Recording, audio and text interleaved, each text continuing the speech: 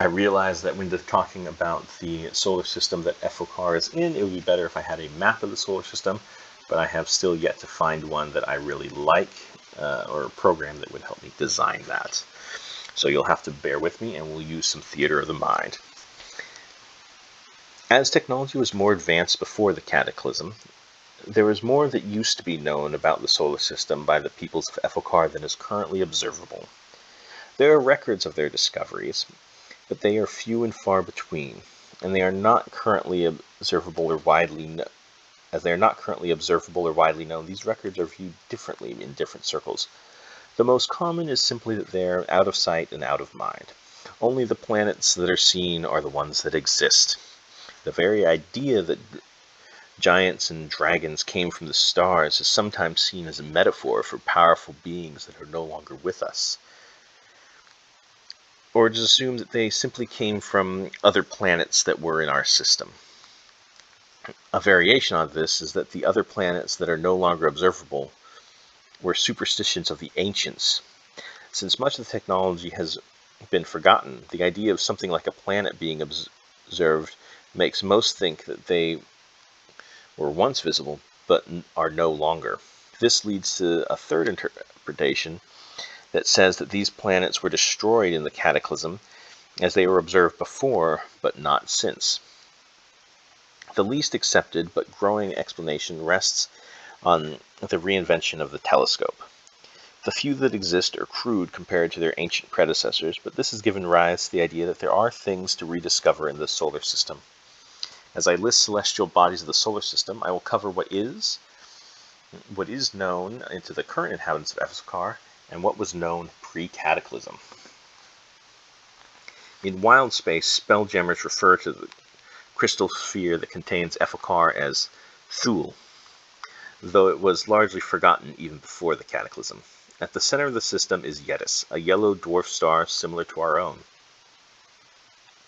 The first planet closest to this star is Saturn, a barren world with no moons. Currently, it is just known as the planet closest to the Sun. Previously, it was observed the brown color of the blasted surface baked by the Sun. But the telescopes are not powerful enough to see this, and so it is simply the planet closest to the Sun. Blus is second planet, and much like Venus, is hidden under thick orange clouds, and it has 2 moons orbiting it. The moons were unknown in the current age, but had previously been observed. The Rothia belt is one of 2 asteroid belts in the system that sits between Blus and Efoqar, and while its existence is known in the past, it is forgotten today. Efoqar is the 3rd planet, with Esor orbiting its moon. Around Esor are the comets Jarvog and Omnimir, and they orbit on the same path but on opposite sides, remaining equal distance from each other, and whose tails form an uneven ring around Esor. There are no known pre-cataclysm records of these comets. The 4th planet is one of 2 gas giants in the system. Epheus appears as a moving blue star in the night sky, and it holds a multitude of moons in its orbit. While none of these moons are currently known, 8 of them had been discovered previously. It does have a ring system, but it is unknown in both eras. The Alec belt separates the 1st and 2nd gas giants. This asteroid belt was never observed pre-cataclysm, but was theorized. Today, it is completely unknown. Darabos, the 5th planet and 2nd gas giant, its red atmosphere stands as stark contrast to the blue of Epheus, but are often referred to as the twins and feed into the duality of beliefs on Efoqar. The alignment of the 2 is often considered a portent of turbulent times. While there are numerous moons around it, as well as a ring system, they have remained undiscovered in both eras. The 6th planet is Omniviv, a massive rock planet that has remained undiscovered in both eras. It's a dark purple, almost black, making it difficult to see.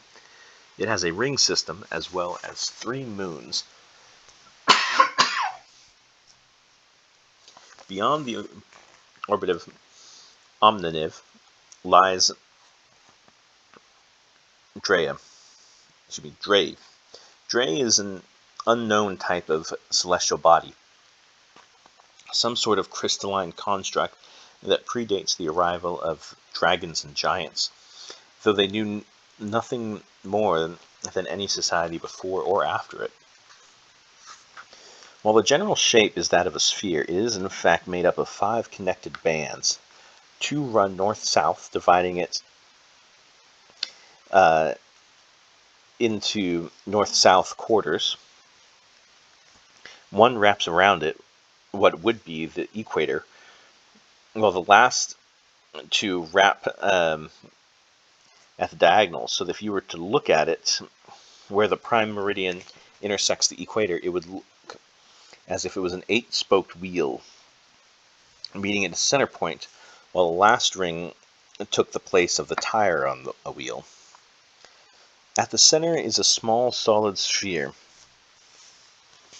The space between the rings and its core is empty, and Dre seems to produce its own light, but only intermittently, with no discernible pattern. When it can be seen, it appears as a star or comet, depending on the light is on long enough to observe it moving, or just a momentary stationary object. It does move the opposite to other celestial bodies in the system, however. If the majority of the bodies are moving around Yetis in a counterclockwise direction, Dre would be moving counterclockwise. I said that backwards. If they are moving around Yetis counterclockwise, Dre would be moving clockwise. In all eras, it has been called many things, sometimes by the same people thinking it was a different object. Its most common names are the wrong comet or the disappearing star. It is Dre that makes Thule difficult for spelljammers to find and for others to scry on. Beyond what has already been covered, the crystal sphere of Thule includes the normal comets and other leftover material from the creation of the solar system. Just beyond the heliosphere lies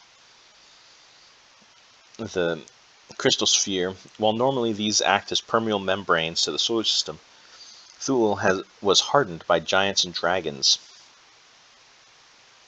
and the remnants of extrasolar debris outside of it that were caught in the gravity but unable to enter the system. In 2978 AC, cracks formed not in the crystal sphere itself, but in the barrier that reinforces it. These are visible in the sky of Efoqar at dawn, becoming more pronounced until sunrise, when they are no longer visible. The cracks are visible to any who can see the sky beyond the clouds at the right time, no matter the observer's location or time of year. The cracks themselves do not seem to be consistent from day to day.